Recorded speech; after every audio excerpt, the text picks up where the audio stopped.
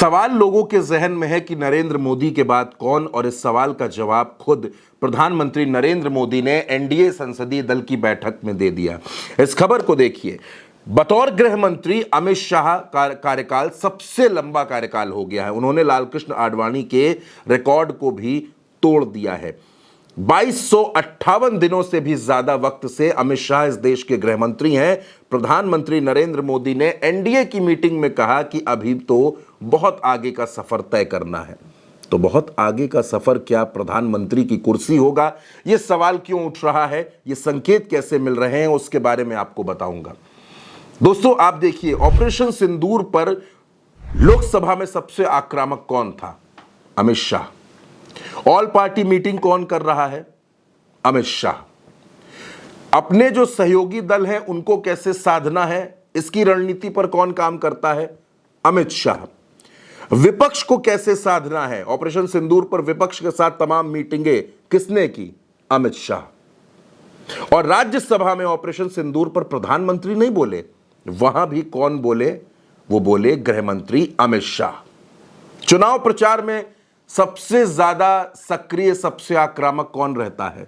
अमित शाह। आखिर ऐसा क्यों हो रहा है? क्या अमित शाह की जिम्मेदारियां बढ़ने वाली हैं?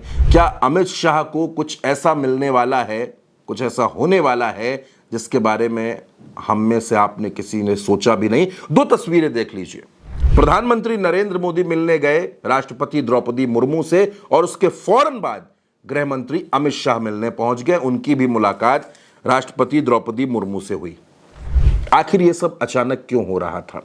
और अब प्रधानमंत्री का यह कहना कि अभी तो बहुत आगे का रास्ता तय करना है।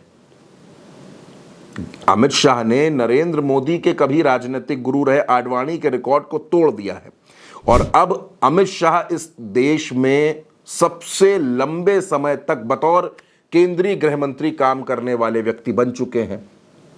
आप यह भी जानते हैं कि नरेंद्र मोदी जब से प्रधानमंत्री हैं 2014 से लेकर अब तक, तब से लेकर अब तक अमित शाह नंबर 2 की पोजीशन पर नजर आते हैं।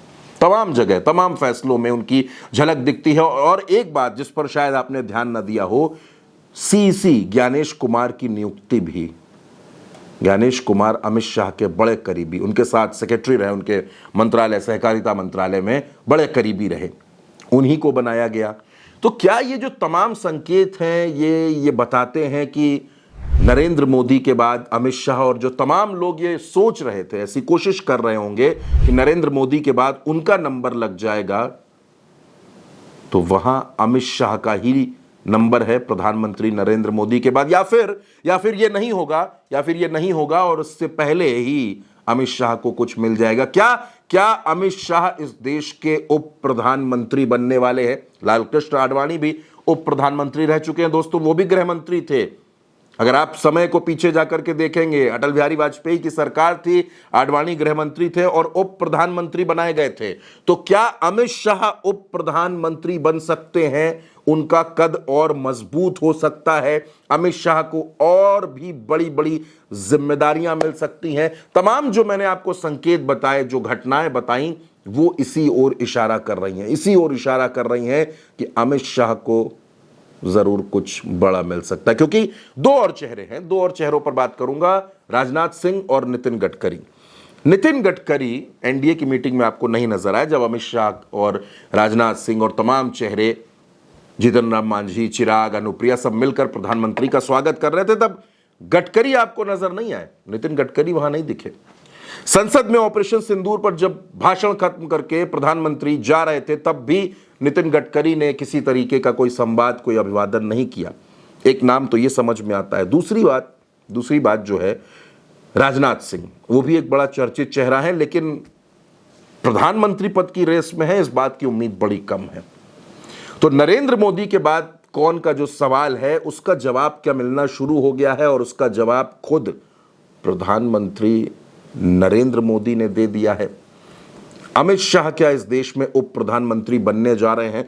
क्या घड़ी की सुइयां, वक्त, ये सब इशारा हो रहा है कि अमित शाह की जिम्मेदारियों में इजाफा होने जा रहा है?